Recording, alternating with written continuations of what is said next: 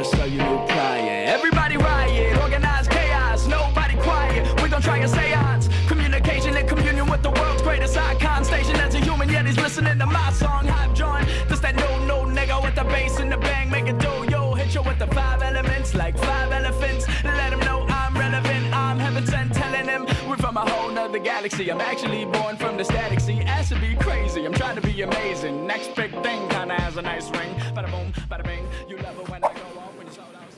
All right, and we are live here on the round table on HamiltonRadio.net, channel HR2. I am your host, John Brecco, and I am all set for this show. Got my cookies right here because I'm fat as fuck. One of them's half eaten. Got some water, and my cat just yawned something fierce, so excuse me if my pussy starts meowing. But we've got a great show for you guys today. We've got an LA-based comic on the show. His name is Kevin HEISINGER. Before I get into anything, Kevin, how you doing with everything going on? How have you been, like, adjusting? Talk to me a little bit. So LA is pretty wild.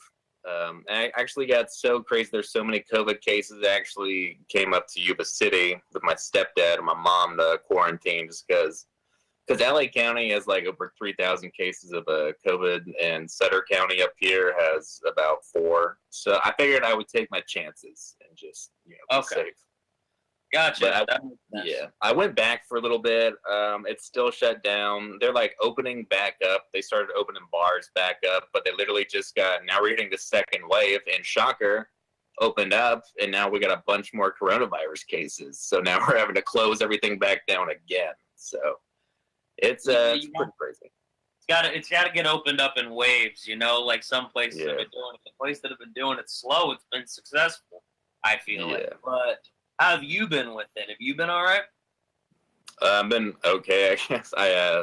I'm a comedian. I miss performing, so that's been tough. This whole Zoom thing, it's okay. It's just not the same. But I actually have a show tomorrow at the Punchline in Sacramento, so I'm pretty excited for that. So, yeah. Right, but, like, how have you been keeping busy? You've just been doing it through Zoom shows? Have you had anything else going on, or...? When I was in Yuba City, I would go for hikes every day. There were horses that lived down the street. They're gone, and I missed them, but I would feed them every day. And then there were goats, and I would feed them, and I would just go. I would hike, and I'm an alcoholic, so I got that going for me. So I would just drink every night. Hey, it always works, if you're quarantined inside, to just drink it off. You know what I mean? Pretty much. I mean, like, I read a thing, which is funny. It's like, if you became an alcoholic during a quarantine, like, you get a pass. Like, it doesn't count. Like, it's not real alcoholism, because what the fuck else did you have to do? Exactly. But I've been kind of, the hard thing is it's just, like, stuff I already do. I read a lot, so that's been cool. Been trying to write, material and scripts, but I'm just not motivated, because I'm just so bored. I don't really... Yeah. But, and obviously, because I'm trying to get in, like, the film industry. I'm a movie buff, so I just watch movies almost every day and every night. And just, like, binge a lot of TV shows. So, just kind of like what I already was doing, but now I have to. But, yeah, you got time to watch a lot of them. I've watched a lot of movies over here. What was that one we watched last night? It was a Eurovision or some shit? That's what it was called. It had Will Ferrell in it. The parts I watched were fucking hilarious. I heard good things. Because I was doing some work, but I already know it's funny because Will Ferrell's in it. So, right, like that's all you need to know. Like, I don't think Will Ferrell is capable of making a bad movie or the quality going down. It's not the same thing as Adam Sandler. You know what I mean? So you think Holmes and Watson was a good movie? Did you see that one? Which one? Holmes and Watson with John C. Reilly that just came out and got 0% Rotten Tomatoes. Supposed to be like the worst movie of all time. Really? Yeah, it's true. Say, how bad was it? Have you seen it? Because I haven't. I watched 5 minutes of it. I turned it off. Even some people have talked about, like, it's got like the most massive walkouts any theater has ever seen. I know it came out last year. It's supposed to be the worst movie of the year. So holy shit! What was that one movie we watched with Rob Schneider, babe, that you had me watch? Shit show. Oh, The Hot Chick. Yeah, The Hot Chick. We watched The Hot Chick. What the fuck is this? Does it hold up? What's going on in this movie? Like, two people just, like, went and switched bodies. It was like the fucked up Rachel version. McAdams and Rob Schneider. I remember I had a huge crush on her because I saw the movie when it came out. I thought it was hilarious when I was, 10, but I don't know if it holds up. I'm not a big Rob Schneider fan. It was kind of funny. Like, it was one of those movies that was just so ridiculous that I think it can pass for funny. Probably, I'm not. But yeah, I think it's the only Rob Schneider movie. Actually, no. I've seen Judge Dredd. That movie's hilarious, though. He was in Grown Ups, to be fair. But the movie's supposed to be terrible. I haven't seen it. I've heard bad things. I mean, I watched it. I thought it was funny. I remember Kevin James was in it. Chris Rock. There was a bunch. I like Chris Rock. I do not like Kevin James, though. I'll be honest. Yeah, no. Chris Rock is super funny. I haven't, watched enough Kevin James to really know. But you haven't seen Paul Blart? Oh man. Huh? Mall Cop, best movie of all time. Yeah, I remember fucking Mall Cop. Someone was so bored during quarantine, they matched up Paul Blart 2 to the Dark Side of the Moon, and they said it works out. But I feel like, I don't know, that's an album where it was just so interesting and vague. You can line it up to anything, and it doesn't. Yeah. You could probably find it that it matches up. I did the whole Wizard of Oz Dark Side of the Moon thing, and it was okay. Okay. It wasn't. Yeah. No. Have you seen I Now Pronounce You Chuck and Larry? I have seen that. It was an interesting story that had a good script by an Oscar-winning director, but the studio came in and meddled with it. Because I could tell it was gonna be a good movie, but then they had Adam Sandler and Kevin James, and I feel like it just kind of went down in quality a little bit. But I saw it when it came out. You think it's because of who was playing it? It went down in quality. Well, they took the script and they tweaked it a lot. The studio intervened a lot, so there was a good movie there, and it had a good heart. But yeah. I haven't seen it since it came out, so honestly, don't remember it. But I saw Uncut Gems. That was a good one. That was a good Adam Sandler movie. Happy Madison production. A lot of his old ones, I feel like, are good. Billy Madison, Big Daddy. Classic. Those are all fucking great movies. I think after Click is when they start declining. For me, it was when Waterboy came out, and that was when. Really? Yeah. See, I'm super picky with my humor because I'm a comedian. I just feel like that movie was huge when it came out, but his movies just kind of declined. Yeah. You're a movie buff, so you probably understand it better than I do. But what did you think of Waterboy personally? Because I love Waterboy. Oh, see, I don't really. His character was annoying as hell, and I hated it. I liked it when I was younger, but if I watched it now, I'd probably turn it off. I just can't do the Adam Sandler flicks from the late 90s to now. No, but I admit Zohan was kind of funny. It was a funny idea. It had funny moments. But you had its moments. You didn't like Zohan, though? I haven't seen it since it came out, but I remember it was just funny. It was just kind of just gross. I love the idea of a terrorist trying to be a hairstylist. That's a great idea. But then he just kept sleeping with those old women, and that was just gross, and it wasn't funny. It was just kind of disgusting. So I feel like they tried too hard with the crudeness of it, and that's the problem with Adam Sandler. Just the slapstick. It's just the dick and fart, and just the crudeness of it all. No, it's just not for me. I'm more of an Airplane, Naked Gun, Mel Brooks kind of guy. I like the older stuff. Gotcha. All right, I understand that. No, I feel like in my opinion, I feel like it was good, but it was one of his more forgettable ones. Yeah, it wasn't. I forgot every movie. Yeah, no, I wouldn't have even thought of Zohan if you didn't mention it. Yeah, but no, he had the he's got to deal with Netflix right now. He's making movies for them. I know he made one. I know he made one with Jennifer Aniston, but that's all I know. He did. It was Just Go With It, I think. Yeah, was it that fucking murder one on the boat? It was a different one. It was a Murder Party or something. Yeah, that's what it was. It was Murder Party. Yeah. I never saw that. I didn't see The Do-Over. I haven't seen any of David Spade's new stuff either. But I like him, though. I like his show. He's a likable guy. He's in the Sandler crew, and he's not doing good stuff. Yeah, No, you want to know somebody like who I think transitioned over and has done pretty good like making movies. I think Kevin Hart's done a good job with it. Oh, yeah, I don't really watch his stuff either. Okay, what is there any? Is it kind of the same reason or?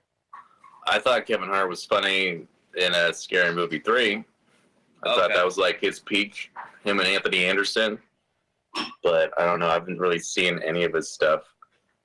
Okay. So I can't even really comment. All right, but I know he exists. I saw he was in Hobbs and Shaw briefly. That was kind of funny. I know him and The Rock. I don't like The Rock, but they've done stuff together. Yeah. So I don't know. Yeah. You said you've been like making scripts. I'm assuming they're for like films, ideas that you have. Like, where do you kind of go with like your script writing and stuff? I write a lot of a script and then I give up. That's about it. But I'm trying. I have a book like how to write a script in 10 days, and it kind of helps. I don't know. I feel like it kind of overthinks things, but yeah, ever since COVID and everything, I just don't really write anymore, so it makes it kind of difficult. But yeah, I try.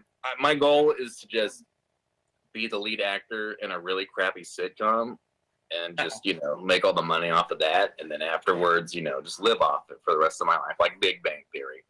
That's fair. I was going to say, that's definitely an attainable goal, I think, if you already know how to write a script. But what were some of the ideas that you had before COVID? Some of the script ideas? Yeah. I want to make a movie about, there's a Native American folklore about skinwalkers, where it's like these ghosts that can transform into werewolves. And so I want to make like a horror comedy about that. Okay. I'm really into horror comedies, kind of like Evil Dead 2 or Shaun of the Dead. Yeah. Return of the Living Dead, all the Dead movies. But so that was my idea. I have a bunch. I was trying to make a quarantine style movie, but I don't really know what it's going to be about just yet. And there's a lot of like history ideas that I wanted to do too, but just like true crime and stuff. But I just haven't written in a long time. So. Okay. Is there any? The last one you said interested me, the history ones. Is there any like historical, events that you may want to base it off of first? Like, let me know about some of them. There's one. I got it on my phone. There's a true story of these nuns. Let me pull up the article that pretended to be nuns right here in Torrance, and they stole $500,000 from a Catholic school. So it's like a true heist about pretending to be, nuns. I gotta look into that, but so based on that, just do like a little Sister Act 3. Gotcha. That's pretty cool. One series that I actually got into that I ended up really liking.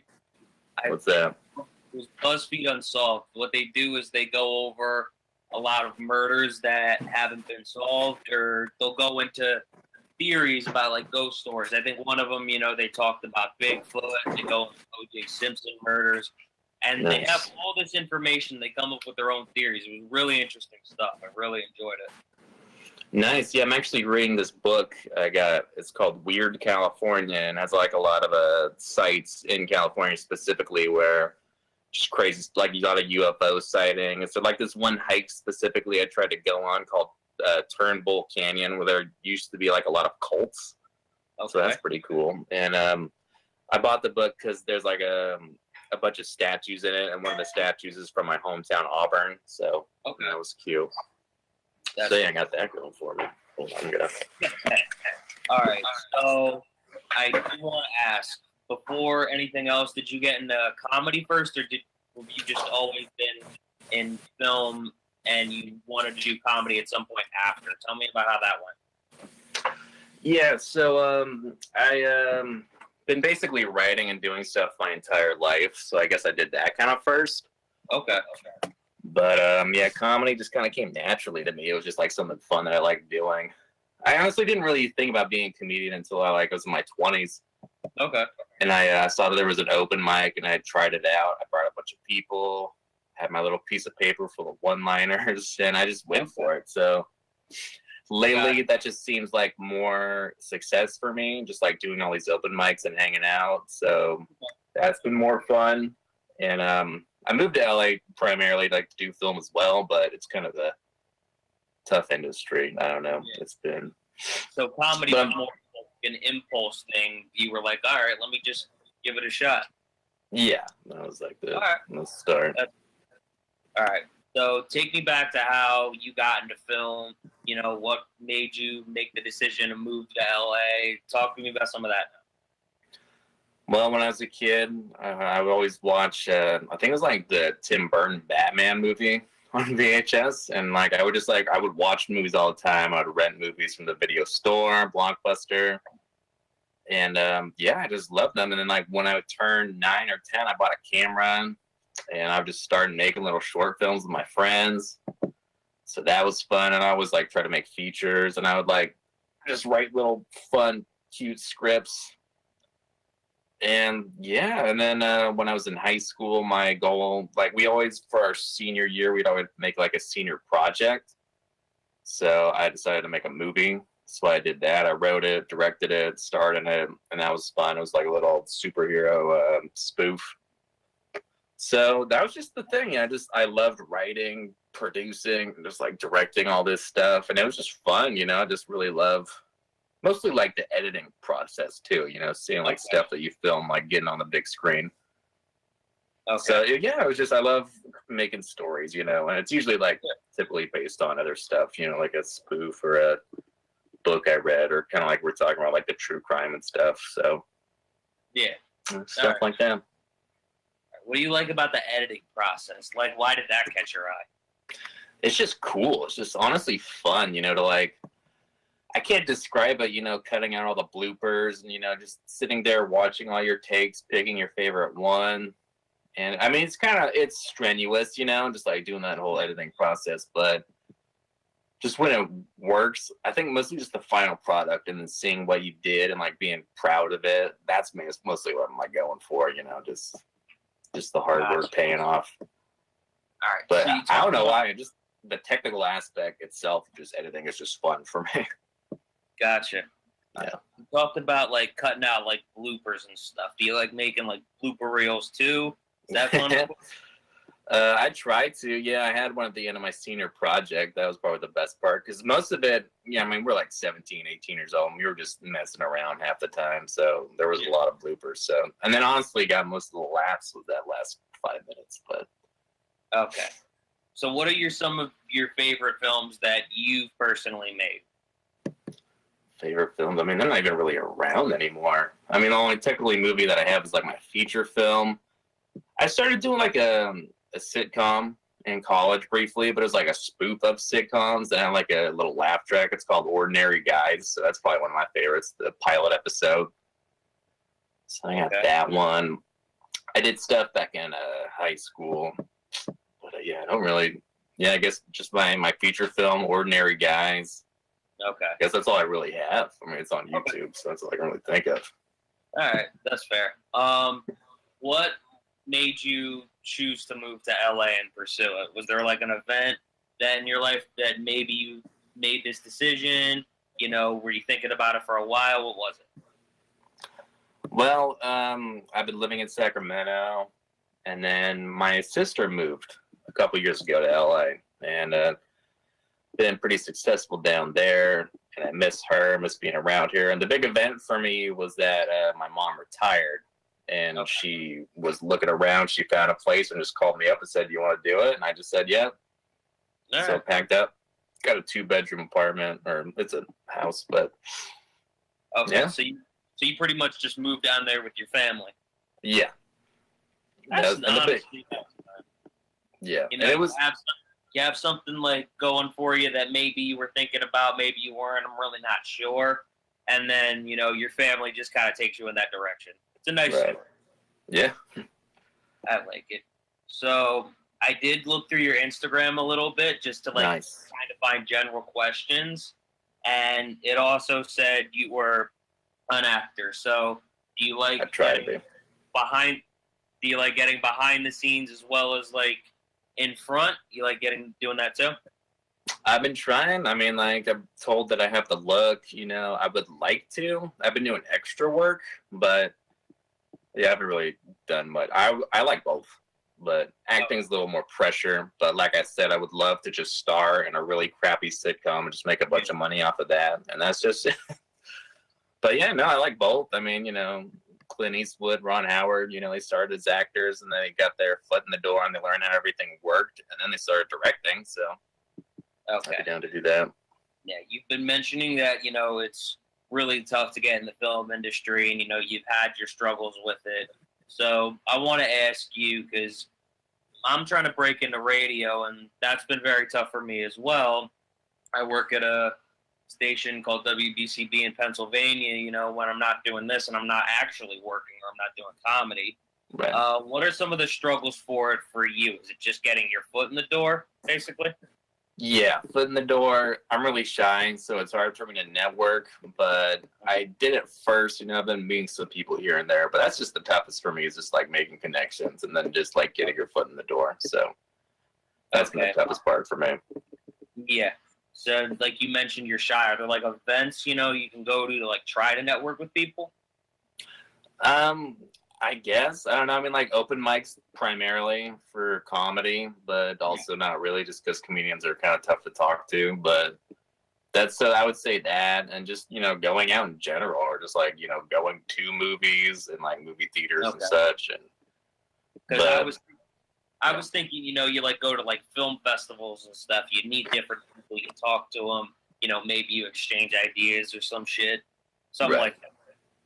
Yeah, no, film festivals will be good. There haven't really obviously been that many this year due to the COVID. But yeah, I would say film festivals would be a good one. Yeah. But just LA in general, Yeah, definitely. Hollywood, movies are probably everywhere. Actors are probably everywhere. You probably naturally do go out and meet them. Right. Okay. Right. So, have there like been any like film festivals or anything like on Zoom, stuff like that? No, it's all been canceled. They've been just releasing stuff, Okay. just on, what do you call it? Just Netflix, Amazon, just to the studios. But Okay, so that's what's making it kind of hard. Yeah, no, it's hard to do a film festival. I mean, I don't know. I just know the actual festivals themselves have been canceled. So yeah, I just feel like, if a filmmaker's trying to make money off their film, it's not going to do well if they just release it online. So, okay. But yeah, so it's been a rough year in LA just to get your foot in the door, do anything. I understand. Yeah, but I've never actually been to like a film festival myself. So can you tell me what like kind of goes into it? Do they like, have like spaces where they show off their films? Like maybe spots like where people might show off their artwork for their films? Like, does it go kind of like something like that, or? Yeah, I've only been to a handful myself, but they just have a lot of different theaters set up. I mean, just like theaters that are already, movie theaters, and they just have film premieres. Typically, it's just like, from 12 to 8, and they have like 4 different movie slots for that specific theater, and then, it's all reserved. So there's just certain ones you can see, whether it's like a short film. Typically, I know Nicolas Cage was at one in San Jose, and he was promoting it, so he did a little Q&A at the theater right beforehand, and then the movie premiered. So it's it's just easy. Did you watch the Q&A? I didn't see his. I saw one with the girl from what do you call it?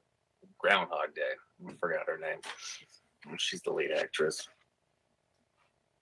I forget her too, to be honest. Yeah. I'll look it up. But yeah, I saw her movie. It was okay. So she did a Q&A that you went to? Yeah, I saw her. She looks great. She looks the same. But yeah. Well, talk to me about the Q&A a little bit. Like, what kind of stuff was like asked? What did they go over? Andy McDowell. See, I don't know. I don't really remember. Again, that was like 4 years ago, so I don't. Yeah. I don't know. I get but it. All right. They asked a few things here and there. So you host a podcast. When I was looking, it's called the Midnight Movie Podcast, right? Midnight Movie Night. Yeah. Okay. So what do? You just talk about different movies on it? Primarily bad movies is what we're going for. Okay, and like what constitutes like a bad movie for you? What is it specifically? I mean, there's a lot of bad movies out there, but I like to do the ones that are like enjoyably bad. Yeah. I mean, primarily, like Troll 2 or The Room, something that makes it like fun to watch. Because I like watching bad movies because they're just kind of stupid, but they're just unpredictable and stuff. Yeah. But yeah, I'm just typically just bad acting, bad writing. A movie that's trying to be good, but blows it.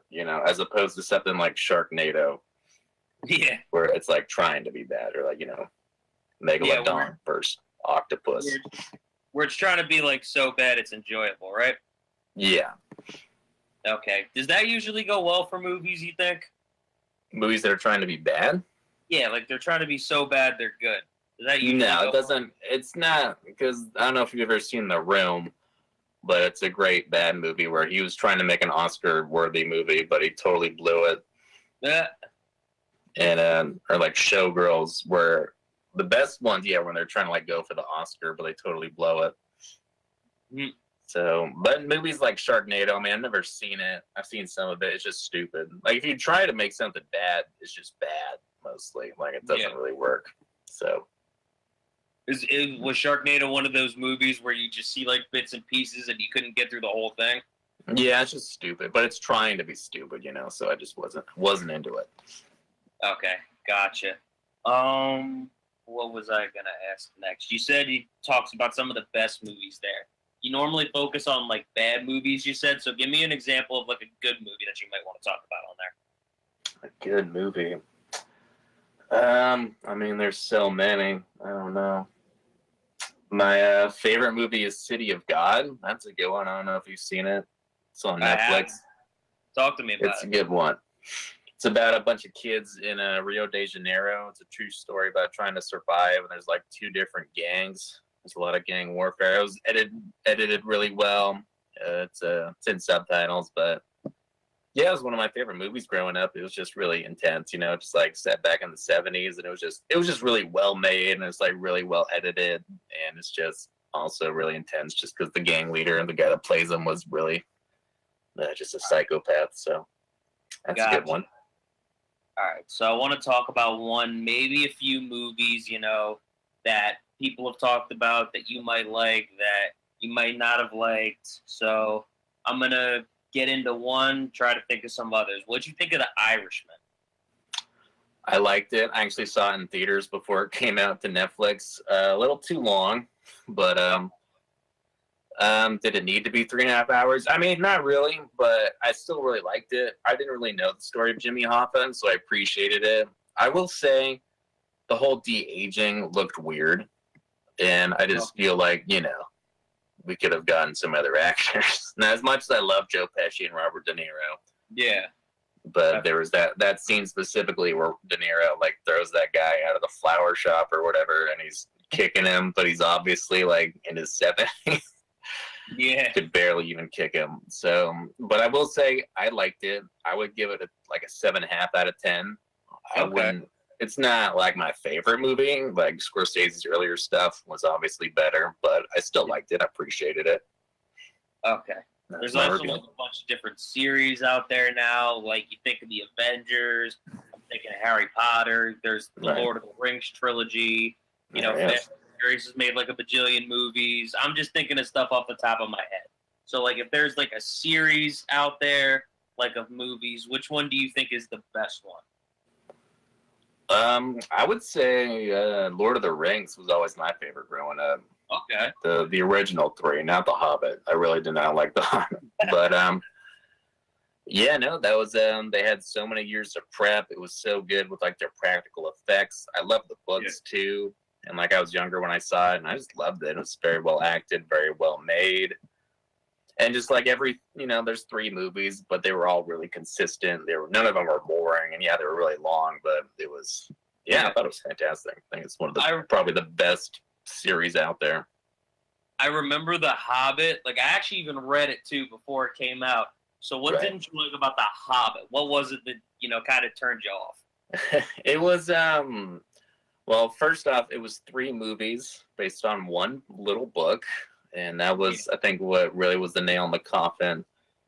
They didn't really have much prep time. Originally, it was going to be Del Toro to direct it, the guy that did Hellboy and Pan's Labyrinth, but he backed out at the last second, so Peter Jackson had to just like fill in. Okay. So there just wasn't a lot of prep time, and it was just it was like goofy.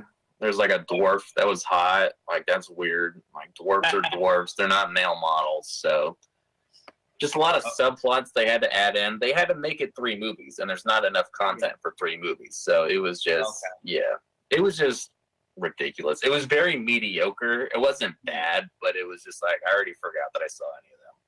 Yeah, so it was one of those things that was kind of just dead from the start, you think? Yeah, it was just, it had potential if because they were working on Lord of the Rings for years, like at first, before they even started filming. And this one, it was just a rush project, and you could tell, and just like, didn't care about the characters. That was probably the biggest part. So it was just poorly written, poorly adapted. All right, so before we talk about, that like specific thing, like, The Hobbit, The Lord of the Rings, what was the worst series you think that's ever been made? Like, if you can think of one. Probably I haven't seen any of the 50 Shades, so I can't speak to that. No. But I'm gonna say Twilight is the worst series. I think that's a good choice to pick the worst. Yeah, really, because I'll never forget when the second movie came out and I was in high school, and admittedly I saw it and I thought it was like the worst thing ever. Just because what's her face? Kristen Stewart's character, the vampire just leaves her and she keeps trying to kill herself and throw herself in harm's way to get his attention. That's the only way he comes back. And I just felt like, to show this movie to high school girls and to say you should go through self-harm to, get your boyfriend to like you and pay attention to you, I don't think that's a positive message to send. So that's what really, and it was just, and also it was just a dumb movie. So it makes vampires look weak. I don't think it was a good concept. I think you ruined vampires for a lot of people. It was bad on a lot of levels. So I think that's a good choice. Yeah, and just the whole, I like Robert Pattinson. He's a good actor now, but it's just the whole sparkly, pale vampire. Like, I grew up with Lost Boys, and vampires were badass. And, like, Dracula, Nosferatu. So to have them, be like these pretty emo boys, like, it wasn't cool. Dracula. Yeah, and like having a werewolf played by Taylor Lautner, I'm like, God, it's just stupid. Fucking. But yeah, it's. I remember one of my first dates with somebody. I had to stomach the first one.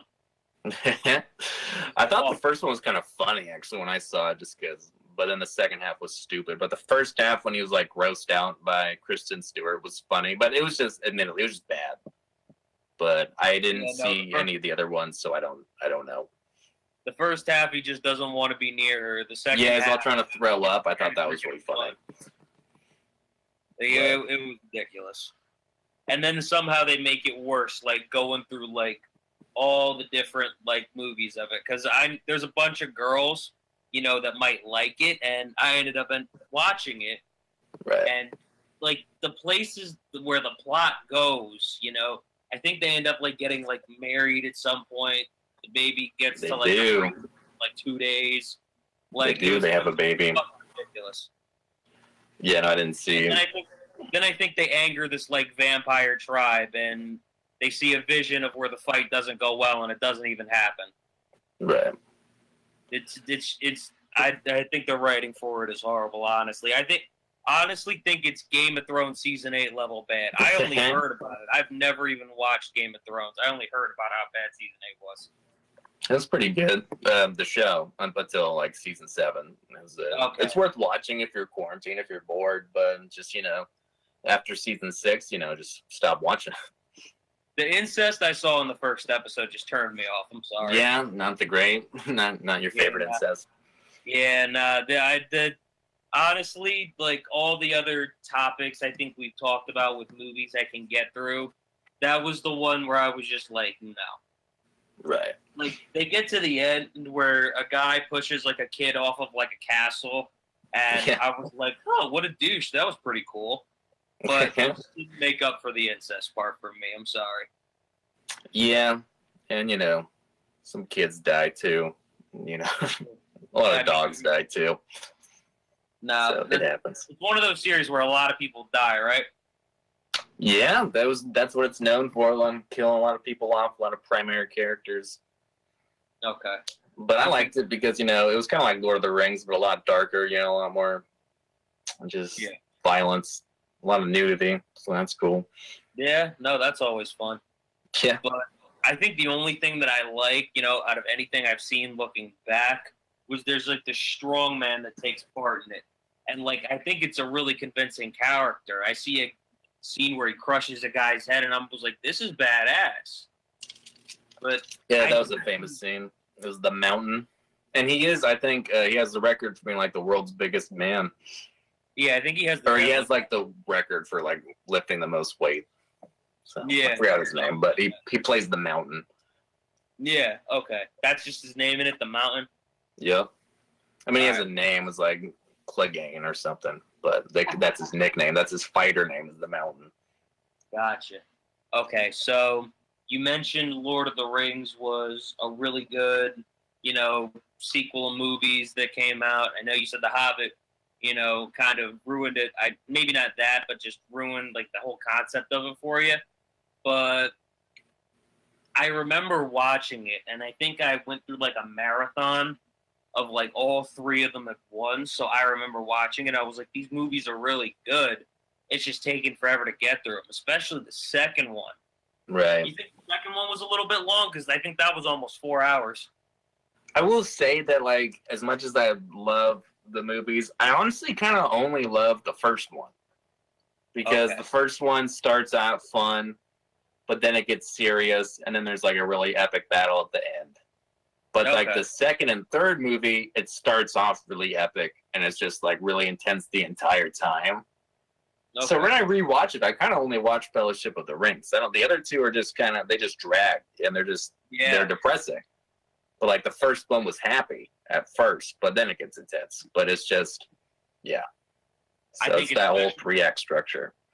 I just think especially the second one, it just drags and drags and drags on. Yeah. The third one, you hit the climax, but with that second one, you're like already in the thick of it, and then you have to like watch them try to get to the end, knowing it's not going to happen, and it just drags knowing that. Plus, like I said, I think it's the longest one of them. I think the third one was longest, and it has like 10 different endings at the end that just keep going. So. And I never really rewatched that one. It's just, I only like the Fellowship, honestly. The other two are still great, especially, I will say about Two Towers, it has that epic, what is like the Battle of Helm's Deep in the middle. Yeah. And that was pretty great. So I think it's worth watching just for that whole battle alone. It's just a whole fucking day marathon. It's insane. Yeah. I mean, it's a good quarantine watch, I will say. All right. I want to get your opinion on two others, because I know you got to go in a few minutes. But what's your opinion on Star Wars? I mean, I love the original trilogy, and it actually helped get me into film. The prequels were bad, but that's not like a unpopular opinion. They were really stupid. Yeah. And these new ones, oh man, Episode 7 I thought was so good. The Force Awakens. And then The Last Jedi was just, I was so mad. I was so bad. It ruined it. And I can't believe this is a multi-billion-dollar trilogy. And like a multi-billion-dollar series, like bought by Disney. And they went in, they made Episode 7, Force Awakens, and they didn't have a plan for what the whole trilogy was going to be. Like, that just really blows my mind. And just the fact that, they had all these characters, like, like, what's-her-face, Rey, and they didn't know what to do with her. They had, like, oh, you're a Skywalker. Oh, just kidding, you're a Palpatine. Oh, like, we don't know. And just, it was just, oh, my God, I'm so upset. Last Jedi, I was so mad. It boggles my mind, too, because they had so much time to actually come up with stuff. They haven't made it since, early mid-2000s? And it's just, because they brought on that new director for Last Jedi, which pretty much took everything out Force Awakens and said, we're not doing that. We're going to, what is it called, subvert expectations or whatever. And they did all these things. And then the newest one came out, Rise of Skywalker, and they're just like, oh, just kidding. Everything that happened in Last Jedi, we're going to forget that happened, and we're going to make all this stuff. It was just all over the place. Just to, like, really blows my mind that they're trying to please these fans, but I don't know. And also, I will say the Star Wars fan base is pretty toxic. It's kind of like bullying people and telling people they're awful. Like that kid that played Anakin, I know he went through a lot of stuff for being, 8 years old in a movie. And like, I'm sorry, he's not that good of an actor, but I know he went through a lot of stuff. I know he's got like schizophrenia or something, but that doesn't help. But I know he got like a DUI, and it's just he got bullied a lot, but it happens. Yeah. So I will say I love the movies. The original Mandalorian was okay. I'm not crazy about it. People are like raving about it, but it's better than the newest movie, I guess. The only reason why people keep raving over Mandalorian even now is Baby Yoda. Yeah, and that's it. I mean, that's what's keeping it alive, I think. My girlfriend's obsessed with Baby Yoda. I really think they just rave about Baby Yoda so much that it's actually keeping the series alive because they want to see Baby Yoda. And that's it. I don't really know what else. It's like it's enjoyable. It's cheesy, but it's not like I don't know. I'm personally kind of bored by it, but I can see why other people like it. It's just not the best show ever. What I've seen from it, it's all right. It's not fantastic. I will say it's one of the better shows around right now, but I don't watch a lot of TV. So I don't, but I'm just kind of picky with that. You just get sick of seeing shitty shows, is that it? It's just like, to watch an hour-long drama is asking so much, I feel like. That is so much devotion, so much. Like, if you're going to make me sit down for an entire hour, you got to have some boobs, or it has to be like really good, like Breaking Bad. You got to like pull me in. Yeah. Because like I have ADHD, so to sit down and watch an entire hour-long show, you gotta have at least something going on. That's why I like Game of Thrones and Sopranos. Yeah. Because, every episode they pull me in. They got like really great acting, really great writing, really great issues. But when you go to shows like Criminal Minds or Law and Order, where it's the same episode every time, just solving a case, I'm not gonna watch that. Yeah. So. No, I agree with you. No, especially because there's so many Netflix shows that are 45 minutes to an hour long. When I was born in the 90s, I'm used to shows going, 20 minutes to a half hour, and that's it. I'm done. Yeah. Now they're making shows long as fuck, and how am I supposed to get through all this shit? Really? I know it's tough, but when it's good, it's good. When it pulls me in, like those better shows. That's why whenever like a show, I go on IMDb and like the top shows, and I'll watch the ones that are on that. They're voted like the best of the best. So. That's pretty much what I watch. All right, so I do want to talk about, Avengers a little bit. I know you got to go soon, but that was the other one I wanted to get into. What's your opinion on that, just as like a whole? I will say I am kind of over superheroes. However, I do like the Avengers movies. Those were good. I like the first one. Age of Ultron wasn't good, but Endgame and Infinity War I thought were pretty great. I thought Thor Ragnarok was probably the funniest superhero movie, and it's one of my favorites. So Thor Ragnarok just had so much slapstick and comedy in it. Oh my god, So the director just let the actors improv and just had fun. Like they had the story, but the scenes. That's why it was so funny and that's why it was so natural because just to have Thor. And it was just so good. That's the director of Flight of the Conchords and like Jojo Rabbit and stuff, and he's just a great director. So I think he nailed it. What'd you think of his intro movie? Looking back at that, Taika, the director. No, like the first Thor movie they did. Oh, so that's the best part about it is like there's a whole trilogy, and they just don't even talk about the other two. They just barely just pretending like they didn't even exist because. The first Thor wasn't very good, and I didn't even see the second one. So the fact that you can just watch this movie and it just disregards the other two and it ends up being the best one, my gut's saying something. It's rare. That doesn't happen very. Kind of like in like Fast and the Furious, where they somehow got better as they went along. Just more fun. Like Mission Impossible. Like it's a rare thing for movies to get better as a series, but start off crappy. The thing with Fast and Furious too is that they do like a lot more fun stunts, and I they know. make them more insane as they go. So I think that's what really pulls people in and like keeps them around. You know? Yeah, that was pretty great. Like the fifth one, especially, is the one where it got better. And then in the seventh one, Paul Walker passed away, so that was a big deal. Oh yeah, And they had the whole tribute, so it was a little more serious. I haven't seen the other ones. Hobbs and Shaw was okay, but yeah. Okay. So, All but right. yeah. So, he was gonna say, you said you liked Infinity War and Endgame. I think those were two of like the best ones. You don't really like the, like other like movies Marvel makes at all. You're just over superheroes. Yeah, it's been too many superheroes growing up. I grew up with like Spider-Man, and those were good. I rewatched Spider-Man 3, which was pretty awful, but it was like enjoyably bad. But yeah, I agree. I was gonna but say, yeah, I mean, I'm blanking on what else Marvel has done lately. I know Aquaman was okay.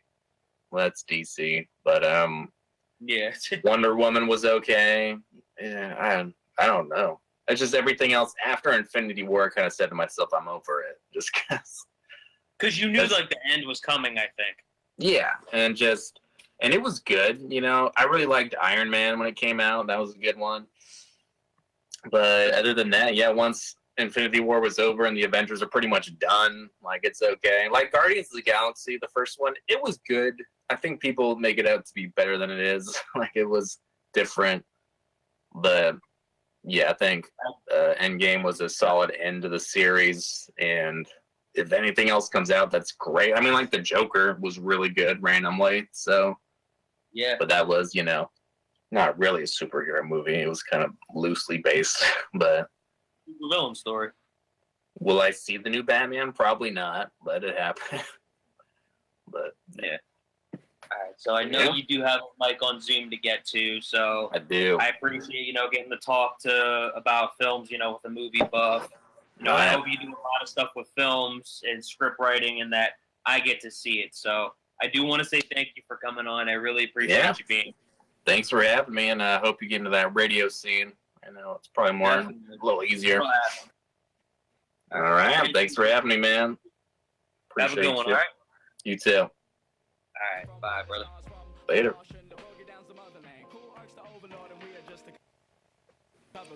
I love the land I'm in, but everyone's opinionated, insinuating that